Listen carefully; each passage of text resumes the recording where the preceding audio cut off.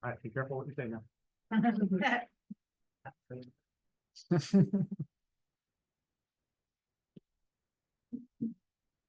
right, you done?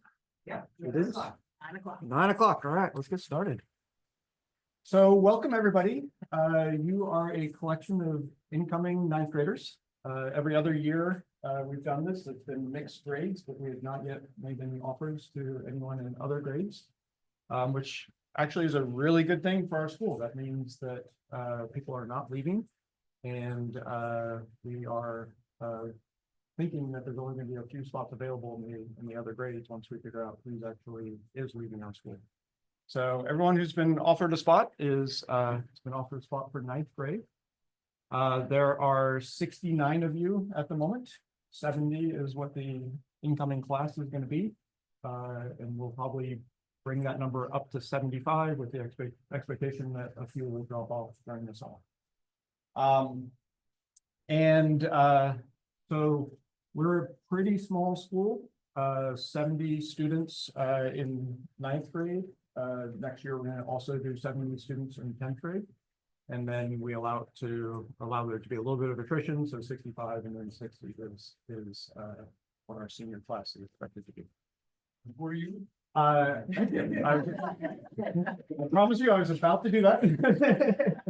So I'm Neil McCurdy. I'm the principal and executive director of Set High. And with me here, we've got the lovely Ms. Geist. Do you want to introduce yourself? Hi, everyone. Good morning. My name is Nikki Geist. I get to be the assistant principal of this incredible school. I also teach a leadership class that all ninth graders take, and also have the pleasure of being our girls varsity basketball.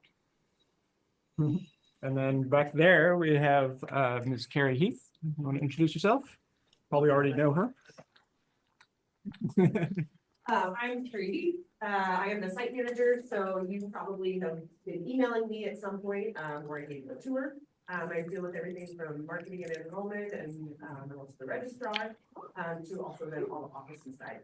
So welcome, everyone.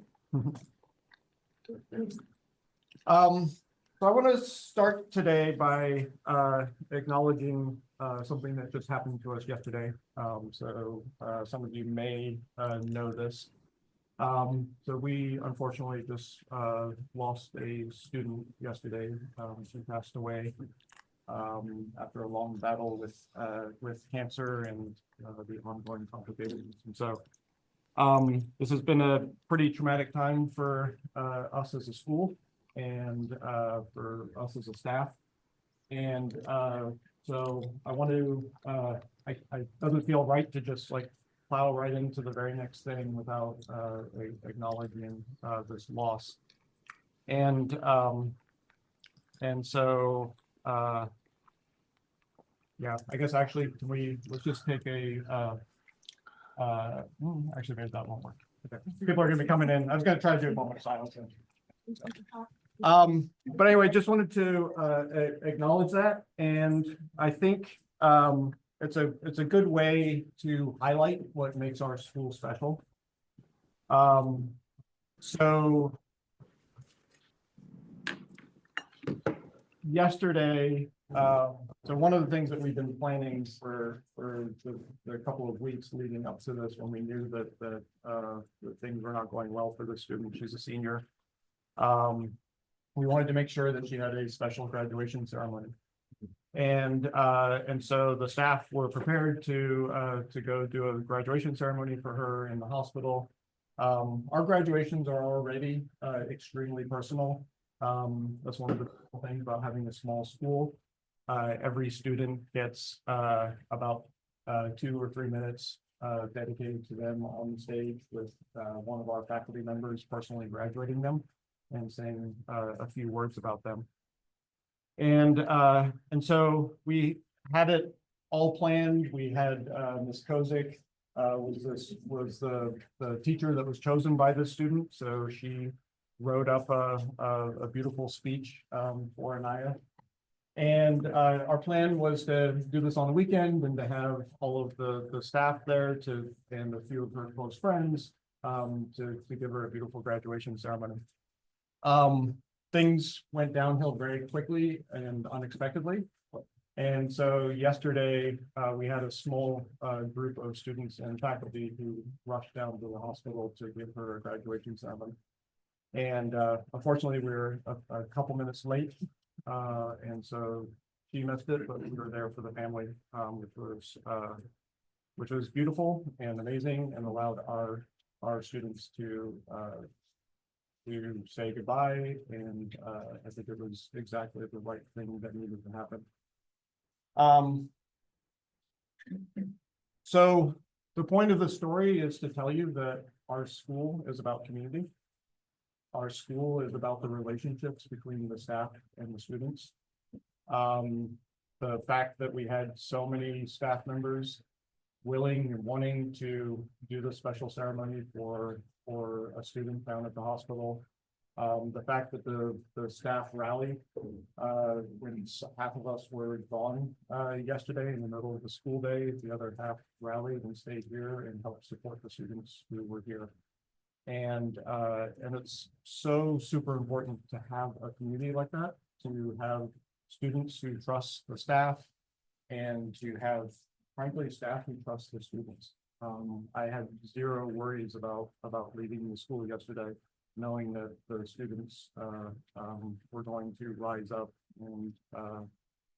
and they did. And so it's really, really beautiful. So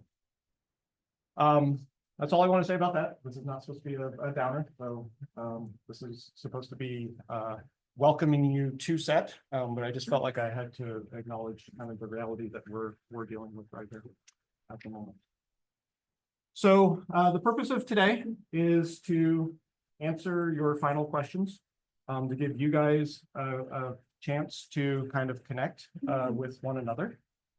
And so to support the connecting part of it, what I'd like you to do is I'd like you to spend a couple of minutes finding somebody in this room that you do not know. And I want you to come up with one question each for about SET or about the transition to high school. And then we're going to share those questions with the group. So let's spend a minute to do that. I want to acknowledge that we have one in the room here. So this is Mr. Franz, who's the president of the SET PA. And so he'll be speaking in a few minutes, but he's somebody that you can gravitate to right now if you've got questions about what current life is like at SET. All right, so 5 minutes at the most. Find a neighbor, introduce yourself, and let's find out what questions you have about SET. Go. Put a timer on. Yeah. I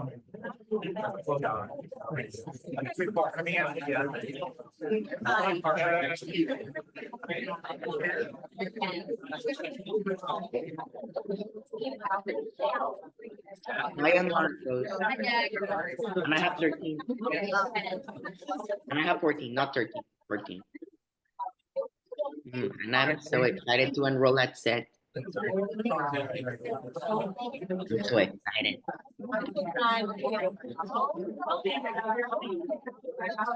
Nice to meet you, Marcos.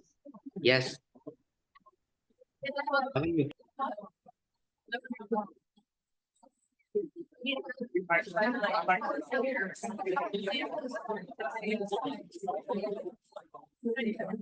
Any questions that we want to come up with to ask the? Yeah. Any questions? Yes, I have any questions. What questions? No, tú, te preguntas bien. I have that. I'm excited to go here. What hour we enter? What hour school starts? That's a good question. I think that's a question we should ask. I have that question as well. Yes. But what day in what day is the first day of school? I have that question as well. That's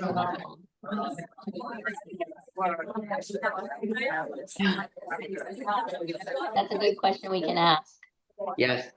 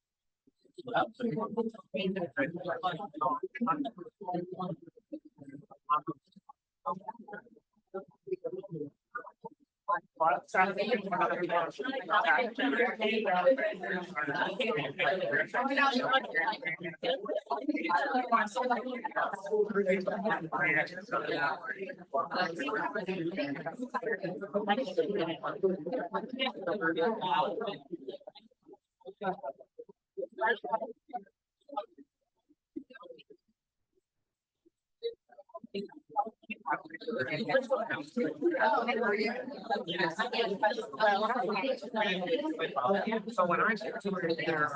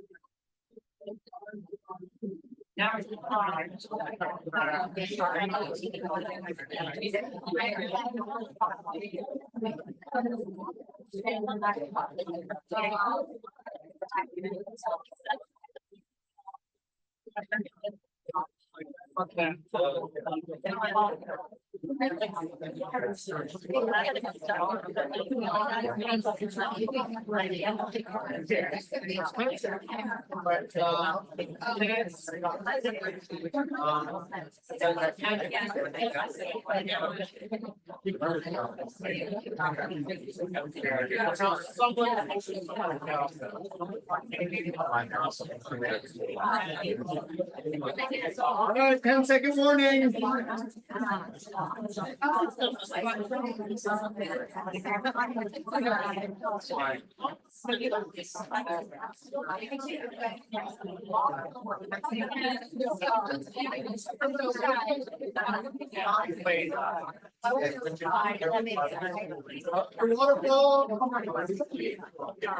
Nobody knows.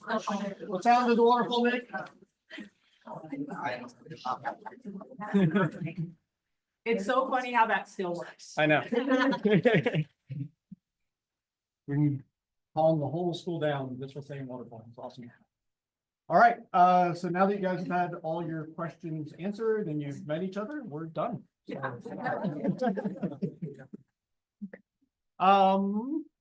So let's have Mr. Franz introduce himself in case he has to leave.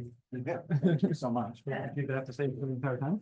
So, as Dr. McCurdy mentioned, I am the president of the Parents Association. As you might expect, as a California public school, there's a lot of things that don't end up getting funded that we would like to get funded. And because of that, we formed a Parents Association to try to do fundraising for the school. And then we set up a system where teachers can request money that we can then grant to provide things for the classroom or for the students. So just for example, we just purchased some pack of calculators for math class. And so all the students would have a calculator available. Or we bought jujitsu mats for the martial arts club. Or we would buy athletic wear for some of the sports teams. So these are the kinds of things that the Parents Association exists to try to fund, things that would be normally outside of what would be available from the school. I encourage you all to check us out. We have a website at Set High PA. So the school is, of course, sethigh.org. We are sethighpa.org. Or come talk to me after the meeting if you want more information.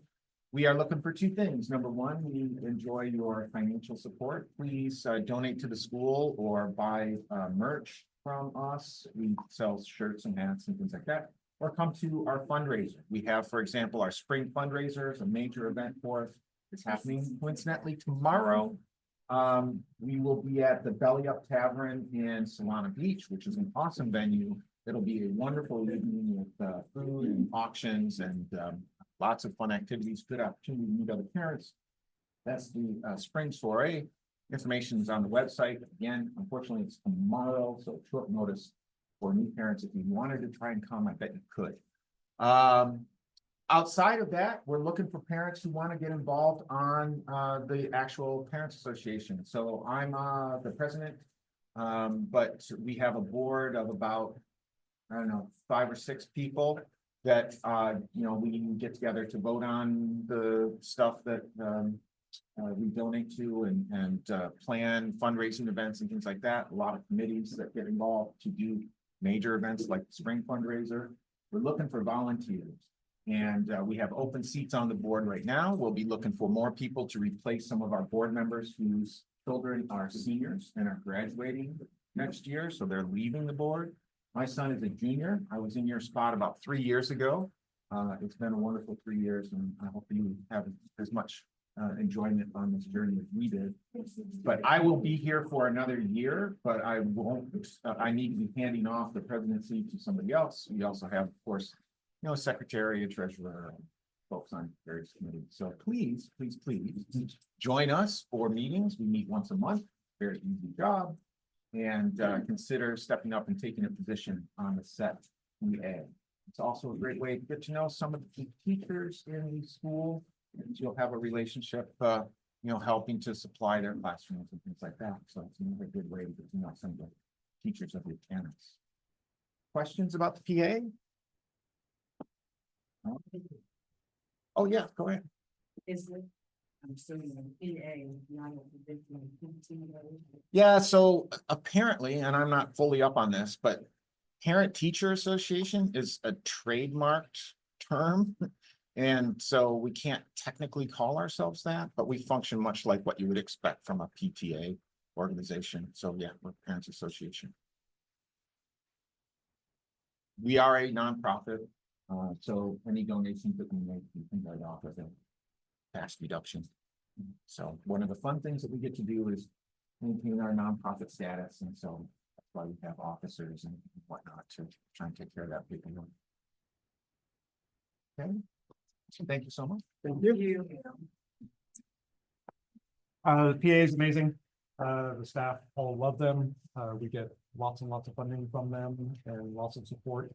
They provide food at our exhibitions. They provide food for the staff during Staff Appreciation Week.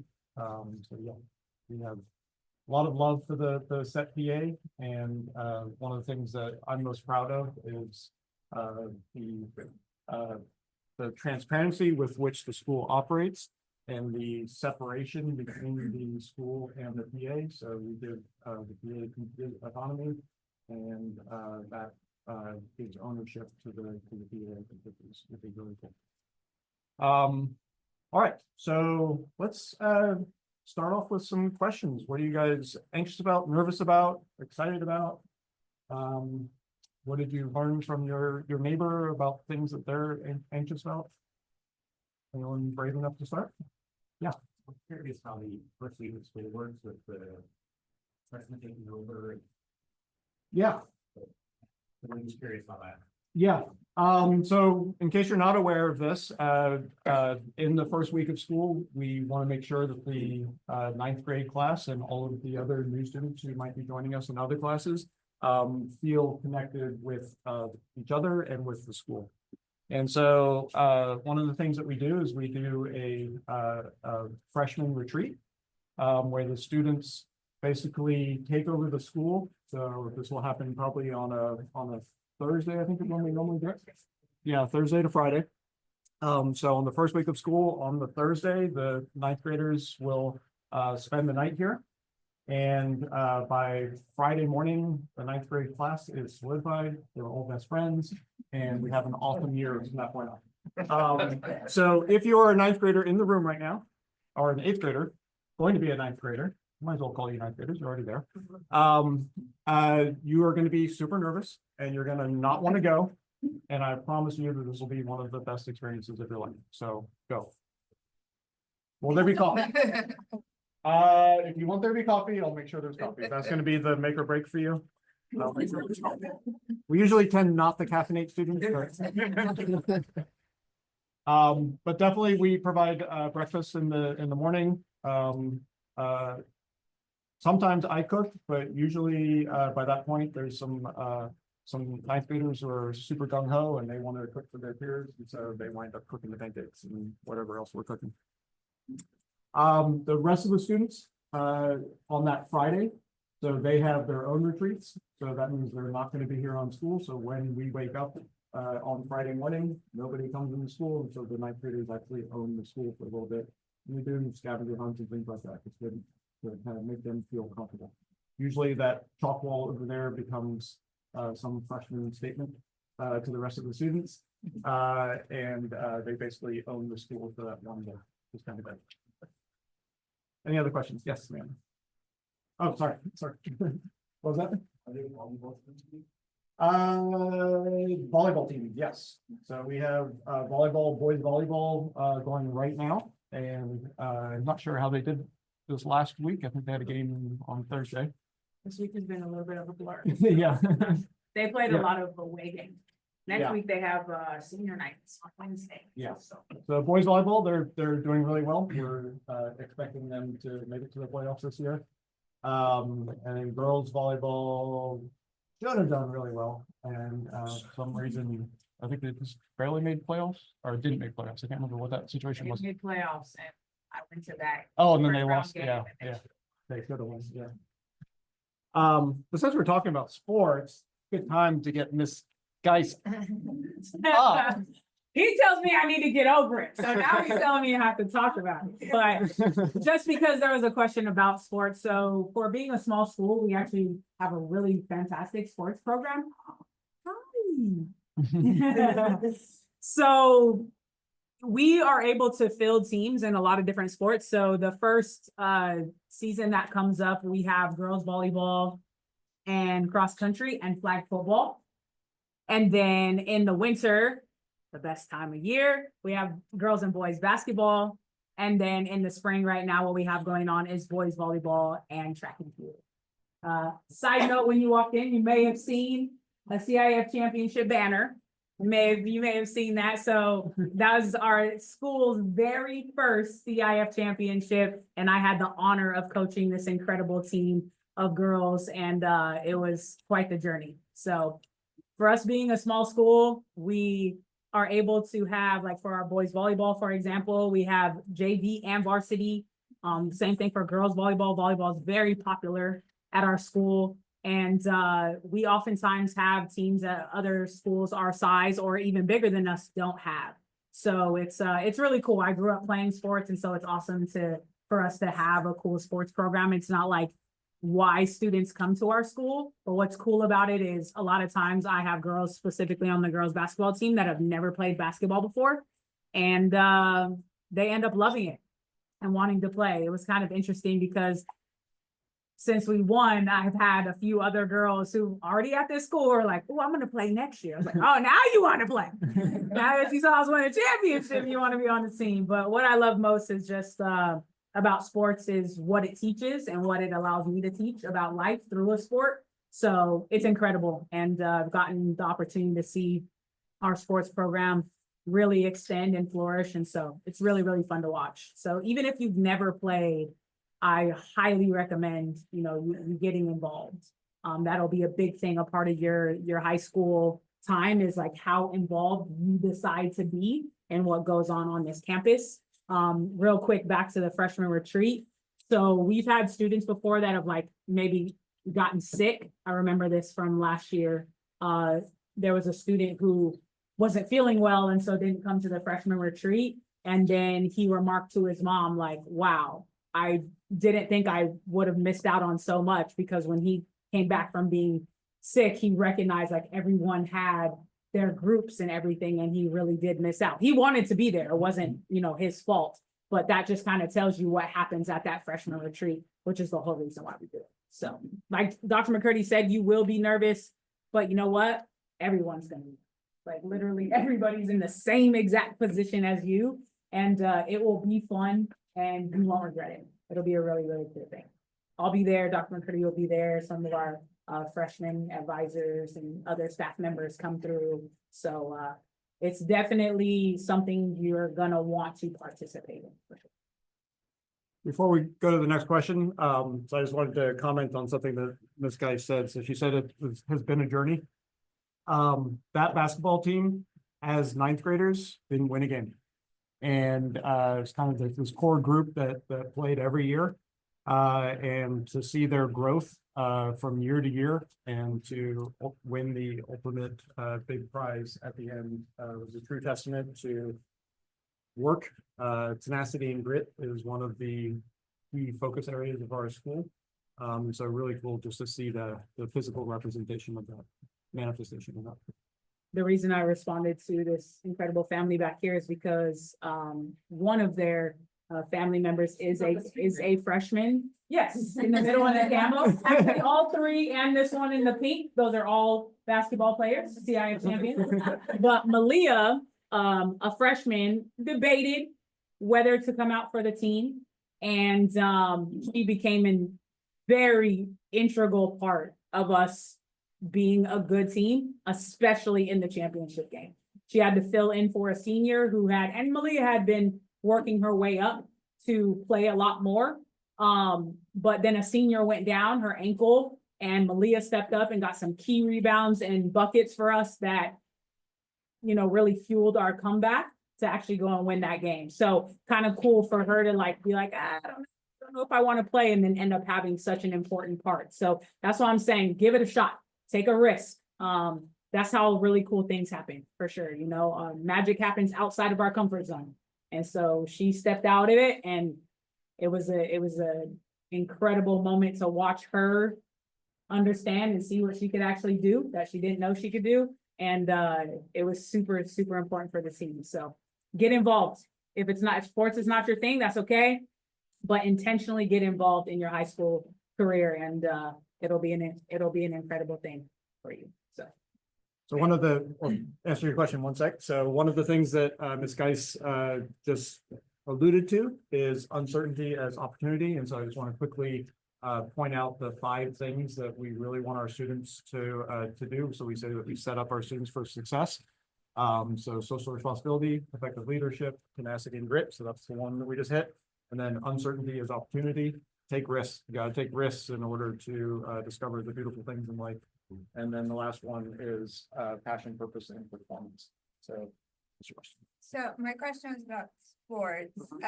Where do the teams practice? Great.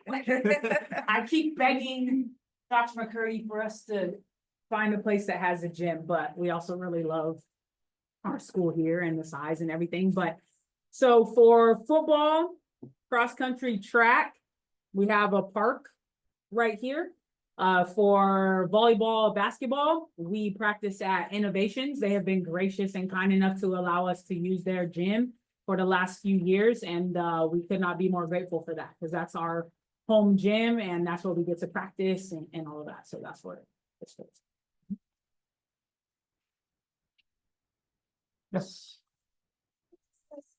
I just wanted to know how you get time every day classes.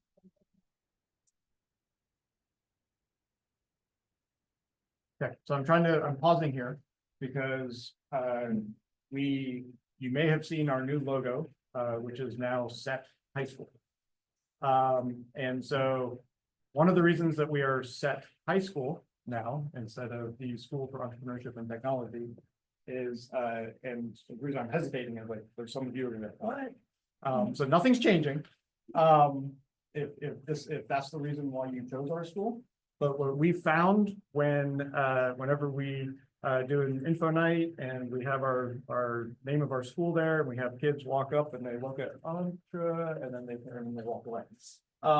And so we found that entrepreneurship is not the big draw. So sometimes there's parents who are like super excited and that's why they send their kids to our school. But for the most part, students themselves have no idea what it is and they're not willing to find out what it is. So that being said, nothing's changing about our school. We feel, we always use this term entrepreneurial mindset. So we are a school that builds, that hopefully builds the confidence for students to strike out on their own and not just to be rule followers and cogs in a company. And so everything that we do in terms of the way that we encourage risk taking and exploration is, we feel, that entrepreneurship side. We've tried many times to have classes that actually look like entrepreneurship, but students don't take them. And the main reason for that is kids who are interested in entrepreneurship, those are the kids who don't want to take classes. They want to do things on their own and they want to explore and experiment. And so, and then those who aren't interested in entrepreneurship, they don't want to take a class in entrepreneurship. So, so the way that we focus on the entrepreneurship side at our school is with the passion projects and giving kids the freedom to explore things on their own. And the passion projects are not required, not graded. The minute you make something be required or graded, it is no longer a passion. And so this was a experiment that we tried years ago. I wasn't sure that it was actually going to take off because who's going to work on something that's not graded and not required? And it turns out that plenty of students work on things that are not graded and not required because that's what passion is. They actually want to do these things. And so that's where the entrepreneurial part of the puzzle comes in. The technology, I'm a computer scientist. I try to play that down a little bit because sometimes that scares kids away because they're not interested in tech. And so, but we've got me teaching computer science classes, we've got robotics, we've got engineering, so there's plenty of technology there as well. But really the thing that I think characterizes our school, sometimes we use the word elective first. Student choice is another word that we use a lot. There are students who never take my class. There are students who take my class all 4 years, all 8 semesters. So that student choice allows for students to kind of gravitate toward the things that they're interested in. And so we as a staff are super responsive to what students are interested in. That's why we have so many full electives, because the students and the staff work together to find electives that the students are actually going to be interested in and want to take. If you only have 3 kids in a class, that elective is not going to happen. Obviously, we did something wrong, either in terms of marketing the elective or in terms of judging the student interest. We close that class, we do a poll, we find out what is interesting to students, and then we open up a new class. Does that kind of answer your question? Yeah. Look at the shark thing. So yeah, so Shark Tank for sure. So that's a good example. So Ms. J has a GovEcon class that all seniors have to take. Every senior in California has to take it. And she does a Shark Tank project with the students. And so Mr. Franz was a judge for the last set of presentations. They're going to be doing it again pretty soon. And for this semester. And really innovative, clever pitches that the students made. So yeah, thanks for pointing that out. I felt like there was another one, but I'll just go to it. Sorry.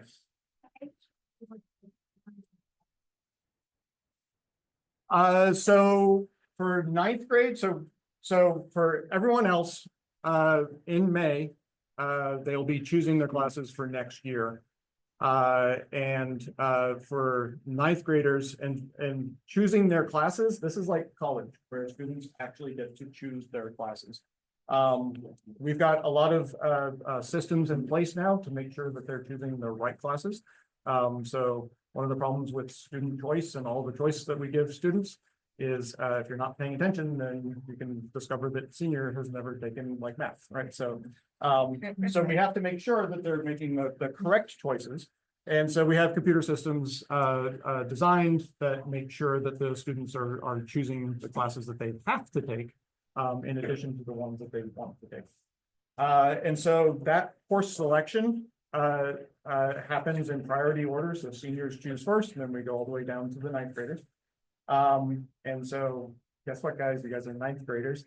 So you're going to have less choice, but there's still going to be some choice. And so what's going to happen over the summer is Miss Heath is going to schedule you guys.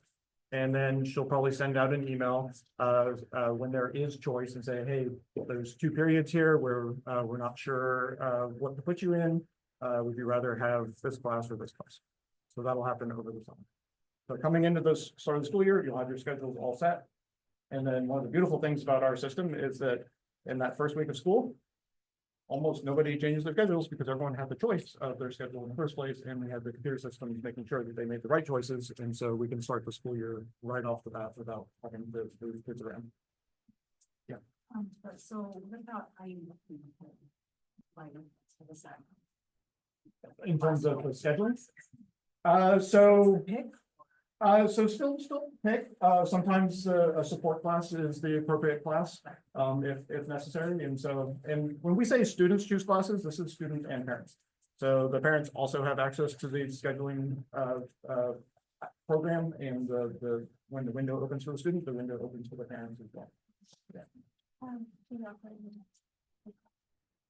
So the way that we, support honor students is we have, embedded honors in most of our core classes. So like English, there's a English, and then there's an English honors. We have in the math world, once you get up to pre-calc and calculus, those are considered honors classes. That's set by the UCs. So you can't have an honors algebra and honors geometry. And we also offer college classes.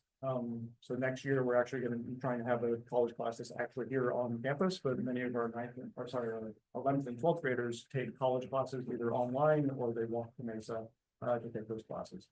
So with that student choice that I was talking to you about, there's incredible choice in terms of what your journey looks like. No 2 students have the same journey through set. And so some students are taking a bunch of college classes and wind up graduating and already being sophomores, and in some cases juniors in college. Some students decide to work on passion projects and do art, and you'll see, if you've done a tour of our school, you've seen art everywhere, and so they just love doing that part.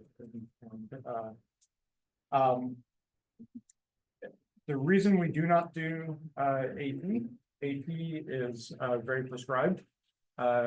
There's almost no choice in terms of for the teachers in terms of how they teach or what they teach. And it also winds up being a very, very broad curriculum where you're basically the and you never actually learn anything. And on top of that, you have to take an AP test in order to actually get the college credit. Much better in our mind if you take the college class, where you take the class, pass the class, you get the college credit automatically from the campus. Maybe you'll get credit, maybe you won't. And it also tends to divide schools, which I think is really, really important. So one of the things about high school, this is one of the few times in life where, as an adult, and high school students are almost like adults, many of them are, as an adult, where you actually are forced to interact with people from all different walks of life. And there's so much to learn from everybody. There's so many different skill sets that people bring to the table. The academic world, unfortunately, only focuses on a very narrow set of skills. And so when students are forced to work with people that have other skills, like, oh, wow, this kid maybe struggles a little bit with writing, but their presentation skills are amazing. They've got this, this ability to communicate. It's just so far above everything else. And so we see that all the time with when you have people who are working together, they appreciate each other's skill sets. Yes. That's really cool, by the way, you find somebody superpower and present that. Yeah. My question is, what platform do you guys use for assignments, and do parents have access to it? So we use Google Classroom. And then the Google Classroom, Google has to follow a whole bunch of privacy rules. And so the parent portal into Google Classroom is not as robust as we would like.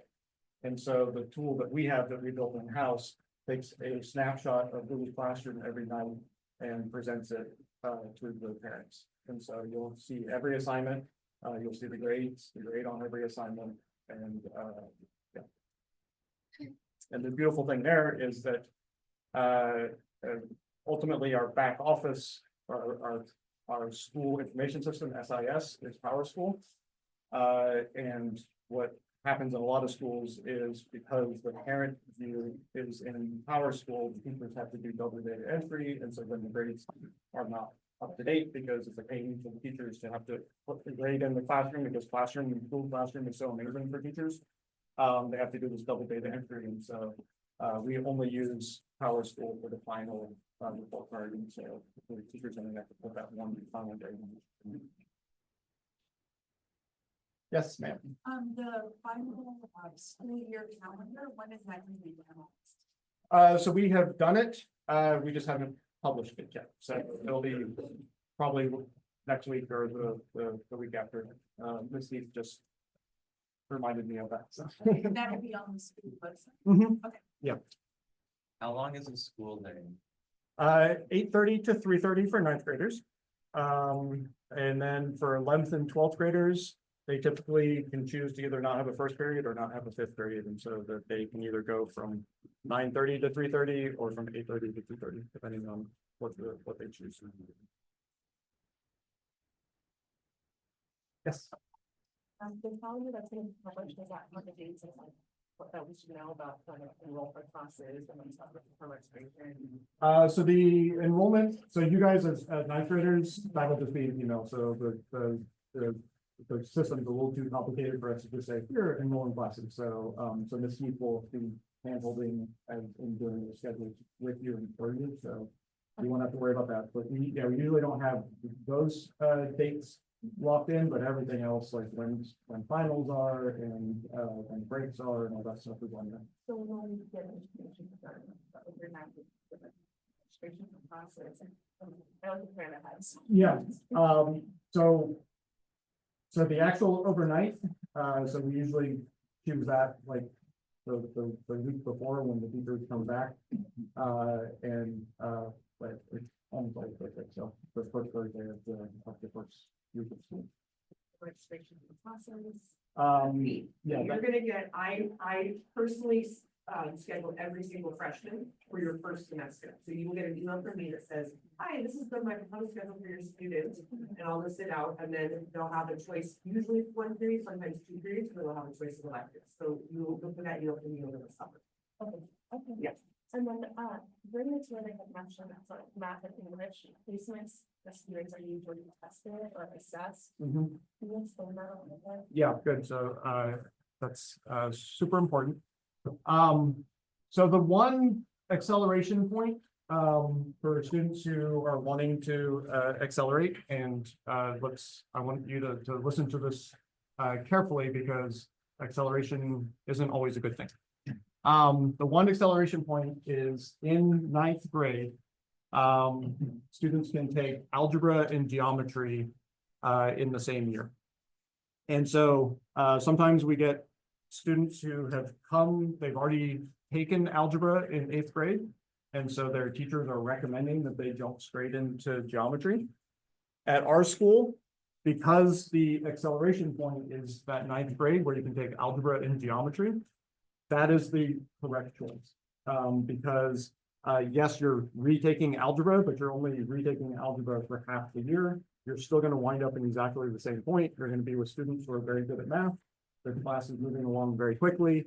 And so that's the right place to be, even though you may have already taken algebra. It just helps us ensure that the algebra skills, which are crucial skills that determine how you're going to do for the rest of your math career, are really solidified. And I promise you that the student is not going to be bored because this moves very, very quickly and just kind of reinforces and makes sure that those algebra skills are good.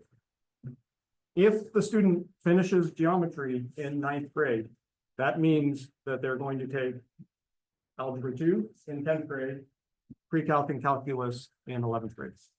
The goal in high school is to finish calculus by your senior year. So with this acceleration point, you're already guaranteed, assuming you pass all your classes, you're guaranteed to complete calculus in 11th grade.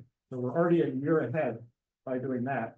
And then that gives the students an opportunity to potentially take a math class in college in 12th grade and be really accelerated for college. The reason that I said to be careful with this is that just because a student is good at math, if they're not really interested in pursuing a math-based career, my daughter is an example of this. She loves art. She has zero interest in moving on and doing anything in the science and engineering world. She is taking calculus right now as a junior. And so I worry, me personally, I think that if I kind of want her to retake pre-calc and calculus again next year, because I think she's actually pretty good at math. And I feel like maybe she accelerated a little too fast and the workload was too much. And so that she's telling herself that she's not good at math, and maybe she actually is. So that's the danger of doing the acceleration. It also means that we've got a student who we're a little bit nervous about, who did pre-calc and calculus last year, is a senior, decided not to take any math in college as a senior. And so now is going to be going into college having not had math for a year. And the student is super smart, going to be fine. But for us as a school, the reason we're accelerating is so that they can actually continue with their math and do math in college. And so in that particular case, I would have preferred that the student had slowed down and done pre-calc and calculus if they're senior now. So we have these acceleration points. There are some students who are going to come in and they're going to go straight into Algebra 2. And we've had students who do that. And that is totally fine. But that also means that they're going to be taking calculus in their sophomore year. And they better be planning on taking math in their at college, their junior and senior year. And so we've got examples of students who have went all the way through. They did 4 years, so it's semesters in the community college world, 4 years of college level math, but they're going in. Both of them are becoming engineers, and so it's totally fine. So just be aware. We've got the ability to accelerate. We are super flexible in terms of that, but it's not always the right choice. And so I think mostly what I hope that I can convey to you guys is we do know what we're doing. Please trust us. Don't have your kid take a bunch of college classes sophomore year when we say they shouldn't do it until junior year. We've had plenty of kids who are super smart who are crying in our office because they're overloaded because 10th grade is not 9th grade. Now suddenly they've got all the 10th grade extra workload plus college classes and they have a meltdown. So just trust us in terms of how we schedule, but also talk to us if you've got concerns so that we can, because everybody's unique, everybody's different, and we celebrate that at our school. Can I make a couple comments about that, Dr. Newt? So freshman year, I just want to re-emphasize that you'll have the least amount of choice. The reason for that is we need to get you started on the right track so that you can do all of the rest of your classes, right, in the proper order. That's why there's less choice freshman year. So the schedule that Ms. Heath is going to offer you is from many years of experience of seeing hundreds of students come through the school. And so we want to make sure 9th grade year is critical. It is so incredibly important. There is a reason that the classes 9th grade year are the classes, and it's to set this incredible foundation, right? Think about 9th grade year as the roots. So in order for you to not be broken and fall down on the ground, right, you have to have deep roots. And so that ninth grade year is that root growing process. So trying to push, we are okay with people pushing themselves. We want you to push yourselves out of your comfort zone. We talked about that. We want you to strive for the best. But if you don't have a foundation, you will fall, right? Just like if a plant doesn't have roots. So please trust that ninth grade year is incredibly important, not just in the academic setting, but in the social setting as well. And then there's a big jump from ninth grade to 10th grade, and then another jump to junior year. Junior year is the most difficult year academically. So if we're putting ourselves in a position where we're already getting burnt out in 9th and 10th grade, that's not what we want. Okay, trust the process and the journey of us. Please know, I know you all don't know us, some people do already, but please trust that we want what's best for every single one of you. And so we're gonna do everything we can to help you on this journey of where you're trying to go, but also trust that like we're not just about the academics. Your mental health matters, okay? And so overloading and overwhelming ourselves is not going to be good for our academics anyways. So we have to consider the whole person, not just the academic side of students. And we really care about that. So trust the foundation building process of this and then explode off of that, right? Grow and flourish and all of those things. But this 9th grade year foundationally is critical. And so there's classes that must, like, we need you to take them freshman year. And that's why the less choice, right? And so the cool thing is when you take care of business freshman year, then you start to have the choices that you want. You don't take care of business freshman year, your choices then drop down, right? So another reason for that freshman year to be critical in this process of becoming a high school. Yeah, so, yeah, why don't you answer, because I have a feeling that you I was guys. gonna ask, if you would explain the college credit available to the biotech student. Sure. Yeah, I'll do that, but then you remind me to talk about senior year. Okay. So we do have one class on campus that is called biotech. That's it is taught by one of our teachers, and but it is administered through Miramar College. And so at the end of that course, the students actually take the final exam that Miramar gives to their biotech students. And the students who pass that final exam then get Miramar College credit for the class that they take with us. So that's another example of a different kind of honors class that's actually taught by one of our own faculty members here. What was that? Now talk about Seniors. So when we're talking about choice, it is possible to be done with almost all of your classes by senior year. And the dirty little secret at most schools is that there's not a lot of classes that you need to take in high school. And so schools intentionally slow students down. We intentionally slow students down in order to make sure that they're prepared for the classes that they need to take. But we do wind up in a situation where our seniors have very few classes that they need to take. Usually it's GovEcon and English 12 and chemistry. Like those are the only 3 classes that are really kind of left by the time they're seniors. And so what that means is that there is lots of time and lots of room in the schedule for MESA classes. So taking actual college classes, working on passion projects. I know that me as a student, and I'm hoping that some of the students here are just like, I wish that I could learn what I want, when I want to learn it. Why do I have to do what the teacher tells me what to do? That is what passion projects allow. So now you get to do the learning that you want to do on your time frame. And that can start as early as junior year. It can really start as early as 9th grade, but just not like whole periods of time when you get to do this. But you'll be working on passion projects as early as 9th and 10th grade as well. And so that freedom to make the education feel like what you want it to feel like is so super important. One, for caring about academics, and loving learning. That's how you build that love for learning. And then two, for those of you who are here early, we're doing a little bit of talking about colleges and what colleges expect. Everybody's enrolling in these fancy universities with a above 4.0. And the thing that differentiates you from everyone else is what else you do. And so passion projects are the what else you do. You've got to write an essay.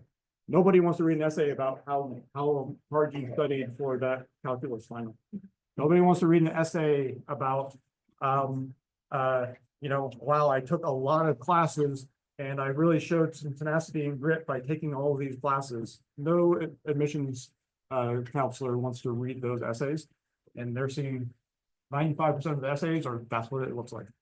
You need something that talks about the other thing that you did, the thing that you did that makes you special, the thing that you, you know, the club that you started, the fact that you were, there was no jiu-jitsu team at set, and that you convinced the teacher to teach a jiu-jitsu class, and you've been co-teaching that class for the last 3 years. Like, that's the story that actually gets you into college. And so those are the passion projects. That's the thing that's really important. And so yeah, focus on your academics, so you can at least check the boxes that say you're qualified to go to college. And then what's this extra little bit of special secret sauce that is you, and that's what you're going to be developing through passion projects. One really cool thing about passion projects, we just got a grant awarded from Girard Foundation, so we have money to give to every student for passion projects. And so guaranteed money, those who don't use it, the other students who do have passion projects are now going to get even more money. So so that's really cool. Yes. What clubs? All right, somebody, I'm terrible at rattling off quotes. Okay. Well, they shift each year because it's student led. So we all of our clubs on campus are because a student wanted to have a club that focused on that. So Miss Heath will fill in the gaps here because she's much better. We really should have a list, you know. Little inside view. So one of the things I just want to touch on, just because Dr. McCurdy just said it. So originally jiu-jitsu started out as a club, and because there was so much interest, it turned into a class. So that's the kind of power of the clubs, right? And new clubs are added each year. So we've had creative writing, jiu-jitsu, now a class.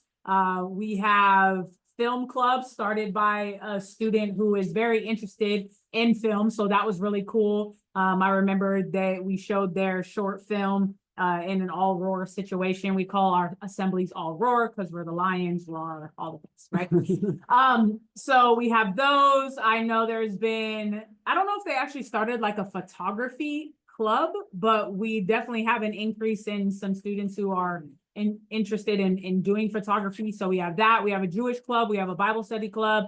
We have MECHA. I believe they started Black Student Union this year.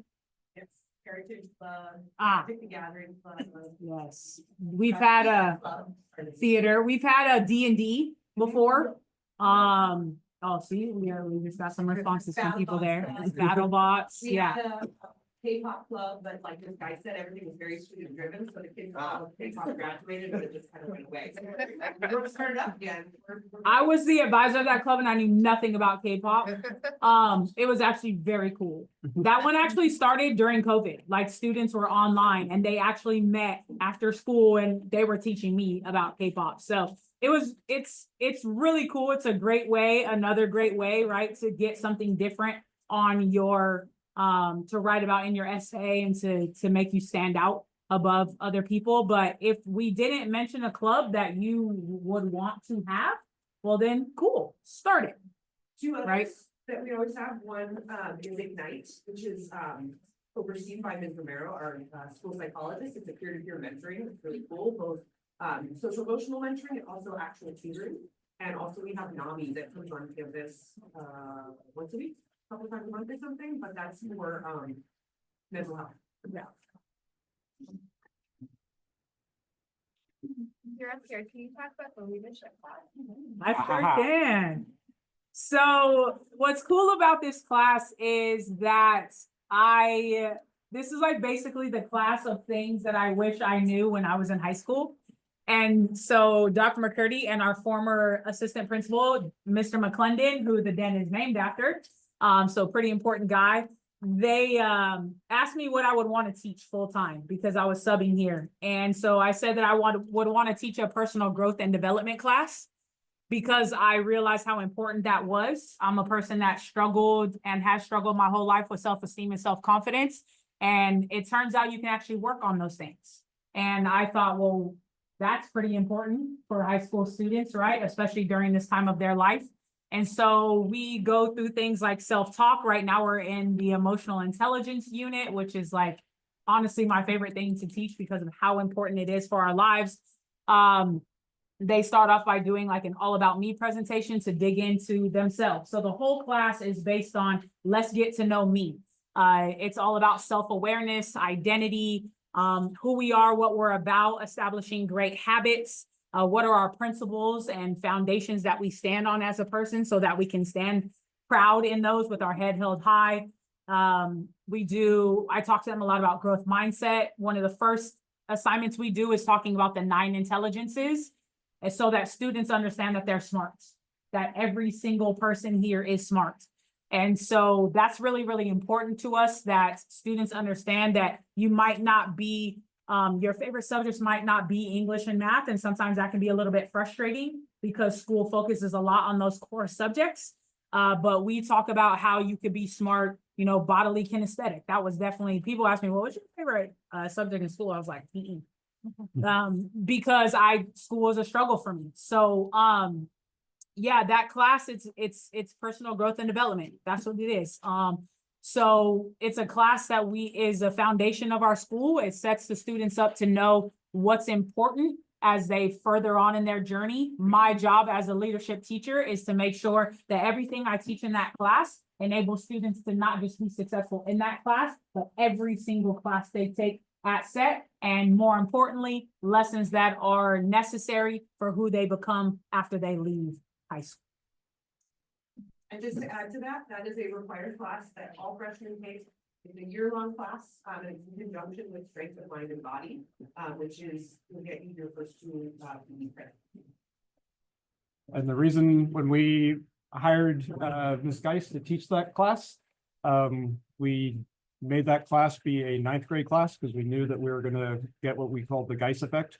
Once everybody had that class, and so the culture that you see in our school exists mostly because every 9th grader goes through Ms. Geis's class, and so yeah, it's a huge.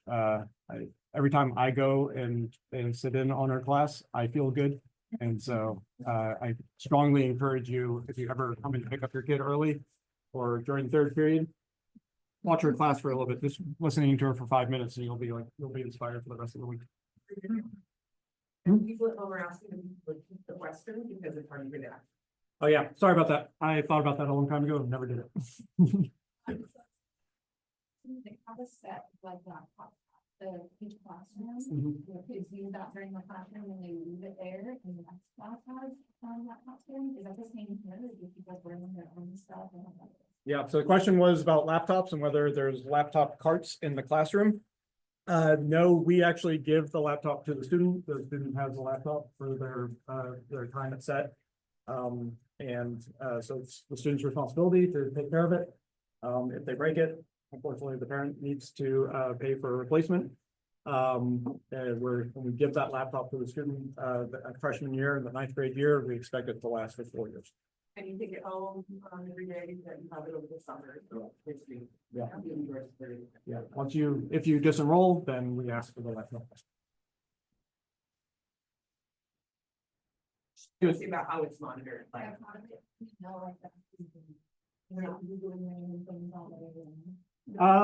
Yeah, this is, so the question was, how do we know that they're actually doing their work and not wasting their time? So this is, high school is when we have to kind of step back a little bit and allow students to sometimes stumble and make mistakes. Ninth grade's a little bit of a struggle, so sometimes the ninth graders coming in will use the privileges that they now have as high schoolers. And so sometimes that is reflected in not so good grades. But they figure it out eventually. So the natural consequence is the not so good grade. But it's not like we just say, here's your laptop, go. And obviously teachers are still telling students to close their laptops when it's not appropriate. We've got 25 students at the most in a class, and usually 2 adults in every class. And so it's pretty hard to do things that you're not supposed to be doing.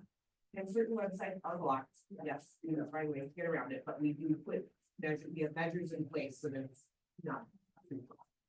We also talked to them about the necessary skill of self-regulation. So, when you're in class, knowing yourself well enough to know that if I have a tab open for YouTube, I'm probably gonna be on that instead of doing what I'm supposed to do. So don't have that YouTube tab open, right? So talking to them about how to manage that self-regulation piece of it is really, really important to us. And they do figure it out, but also I would say if students happen to be doing something inappropriate, which doesn't happen that often, but students tell us. So that's the other part of our culture is like this culture of like not being a snitch. Like, yeah, that's still in the minds of our students, but they tell us a lot of it, which is how we like it. Because, and what's cool about that is the reason students tell us is because they know it's inappropriate. They know it's not allowing them to focus, it's distracting, and they honor and value the culture we have here. So that's why the relationships with students is the really, really important part there, because we can nip those problems pretty quickly once we know about them and students are willing to tell us that. So. And oftentimes they're telling us because they're worried about their friends and Yeah. they know that their friend is not making good choices. Yep. Is the laptop the avoidance issue? Yes. How can you manage student kind of overusing AI? So interesting. Questions about AI. Yeah, so this is a challenge that every academic institution is grappling with right now. My view on this might surprise you a little bit. So I actually, in my computer science class, I embrace AI. I teach the kids how to use AI in order to solve programming challenges. And the main reason for that is because I know the limits of AI and I know that they're going to fail if they are just using AI blindly. And so, so basically what I'm teaching them is that AI is a tool, and it is a tool that is useful, but it is not a tool that can replace learning. And it's also a tool that can be, that's very, by most people, is very underutilized because they don't actually have the base knowledge, the foundational knowledge that allows them to use it for what it could be used for. My view is not in the majority. So our staff have a lot of autonomy in their classrooms.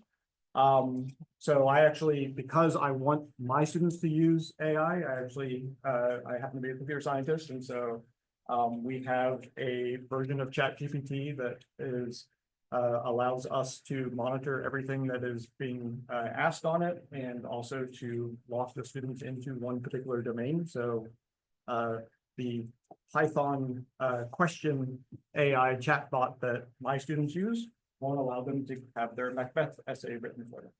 And if they do, I can see that they asked that question, and so it allows us to monitor them. So I'm one of the few teachers that is using it for that. Some teachers are like, I don't want anything to do with AI. And so, you know, there's a lot of, so depending on the class, the teachers are going to be talking about AI differently.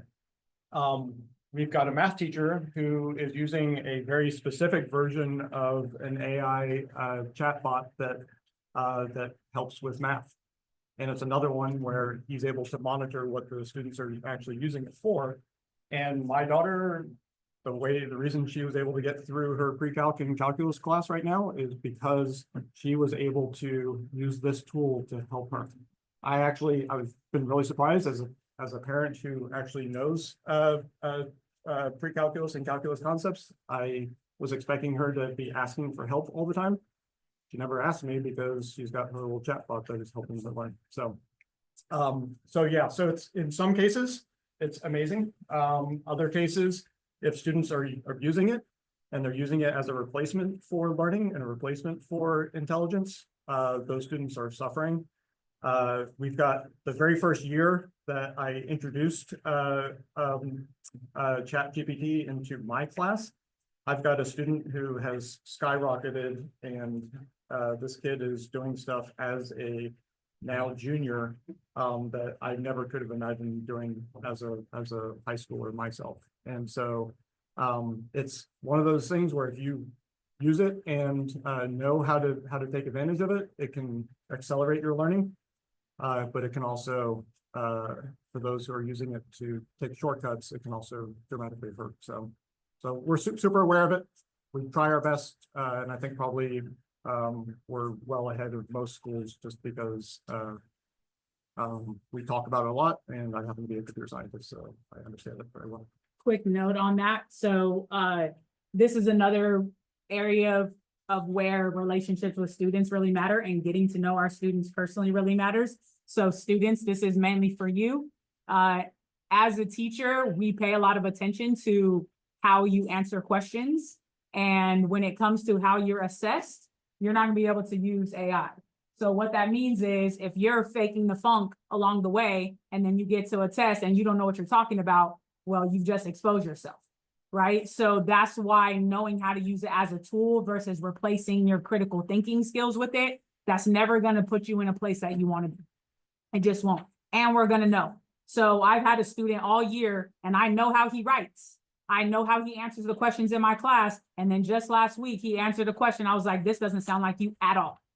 And I said, you can either take your 0 or you can redo it and give me your own thoughts, right? So that's the power of us being educators and knowing how high school students talk and getting to know you and calling you out on your you-know-what, right? So use the tool as a tool, right? Every single tool can be used for harm or be used for greatness. And so if you use that tool for greatness, that's going to be a beautiful thing. ChatGPT just helped me create this really cool emotional intelligence quiz. I've looked at all different types of quizzes and I don't like any of them. And I've been teaching emotional intelligence for a few years and I asked it different questions. So I was like, throw in this pillar and this pillar a little bit more. And it created a quiz that was really, really cool for my students to take. So, but I already have the base knowledge, right? I already have the foundational knowledge to know how to use it. So when you use it well, it's really great. And when you don't, you're going to be caught up and then people don't trust you, right? It starts this downward slope that you don't want. So have academic integrity and honesty and use it as a tool and you'll be good to go. You don't do that and you'll find yourself in a really bad spot that you don't want to be. How are we doing on time? I want to be respectful of time. 10:15. All right, so let's just do 2 more questions.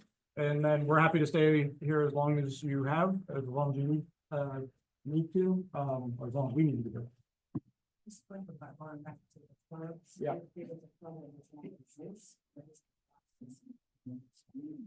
So the first thing is to find some friends. The question, Dr. Oh, sorry. Repeat the question for those of you online. The question was, how do you start a club if the club doesn't already exist? So find a friend. You need to have a couple of students who are already interested in it. Then you go to ASB, the Associated Student Body, and you do a simple form to fill it out. And they vote on it, and then it becomes a club. So really the only restrictions with clubs, we got to make sure that the clubs are inclusive. So you're not allowed to have a club where it's like only my friends get to be part of this club. Once you start a club, it is something that anyone can be a part of. So a good example, so some of the clubs that we mentioned were religious-based clubs. So you can't exclude people from different religions. Everybody's got to be a part of it. And one of the beautiful things about the religious clubs on our campus is they're super inclusive and they're always asking for people to come and debate topics in those clubs. Last question. Sorry, hold on. You Two- also need to find a teacher to be, The next basically like the advisor for the club. All right, I'll allow two questions because I saw two hands go up. So there's one. That one went down. All right, that one I saw for sure. How do most students get to school? Is Uh, it bus, carpool, parents drop off? It can be all of the above. So we've got students who come from all over San Diego County. Some do crazy long commutes. And so hopefully if you live far away, you'll be able to find somebody that lives in your area that where you can carpool to kind of ease that burden a little bit. Most of it is parent drop-offs, so we've got quite a few students who take public transportation and it takes them an hour and 20 minutes, hour and a half to get in, so. Some students bike, some walk, so it really does vary. All right, well, last question. How early does campus open and how late does it stay open? So how early does it open? How late does it stay open? So we have staff here at 7:45. Class starts at 8:30. And school ends at 3:30 and we have staff here until 4:45. And I'll point out that staff he's talking about is our help desk, which is our free tutoring that we offer 3 times a day. So it takes our teachers, so that dictates the campus hours. And someone's here as early as 7:45 to do that help desk tutoring, and then someone's here as late as 4:45. So let's say parents get out and work 5 o'clock, come pick up their kid, and the kid's able to hang out in front or. Yeah, so we do have cameras in the building and outside the building, and so we can see what happened. We can't see what is happening. So if that gives you any comfort, then we at least have a camera there that we can look afterwards to see what happens. So occasionally a student goes off and is the parents don't know where they went. And so we can at least say they went that way or they went that way. That's the next day we can say that, right? We can't, we're not gonna be at home looking at the cameras trying to figure out where they are, so. There's plenty of students that hang out after school. Yesterday was the Friday, right? And there were like 8 to 10 students outside school. We had our teacher in here doing help desk. So there are plenty of students that are there after. Yeah, some kids are here as late as like 6:30, and so there's definitely people. Yeah, and we do have the ability to remotely open the door. And kids have access to us via Google Chat. And so, you know, in the event that there's like some kind of emergency or something like that, there's like, we can just like open the door for them and they can go inside. I wouldn't like count on that, but usually there's ways to get a hold of us if the students need to. So how early then can we drop off? As early as you want, but we're here by 7:45. Yeah. So you won't be able, they won't be able to get in, but there'll be students who are already sitting out there waiting, so. Yeah. I just had a question earlier, you mentioned mind and body as. Uh-huh. What does? Do you want to describe that strength of mind and body? Yeah, so strength of mind and body is our PE class, very quickly. So this is gonna be confusing students, but you'll get it. So we have A and B groups. So I have students that I see on Mondays and Wednesdays, and the other group, B group, I see on Tuesdays and Thursdays. And what that means is if you don't have me, you have our PE teacher. So that's where we use the park. Sometimes they're up here. So they do units on flag football, they do capture the flag, they do soccer, they did badminton this year already. They did a little bit of pickleball, they do dodgeball, kickball, so normal PE stuff. Sometimes they do calisthenics type of stuff, so just body weight stuff. I'm working on that. So yeah, it's all about effort. So the PE class isn't how good you are at sports for all of you that might not love PE. It's about how much effort you put in and how great you are at listening to the teacher. So you come prepared every day, you participate, even if you're not very good at it, and you can get an A and B. So that's what it looks like. There's no locker rooms or showers, so you want to take that into consideration. On your PE days, you obviously probably want to wear a little bit more comfortable clothes than maybe you would when you have leadership day. But just know, like, if you wanted to change your clothes, you just ask the teacher, you can change in the bathroom, whatever, but you don't have to do that. Students come in their clothes that they wear every day and they're just fine because they participate and listen and have a good attitude.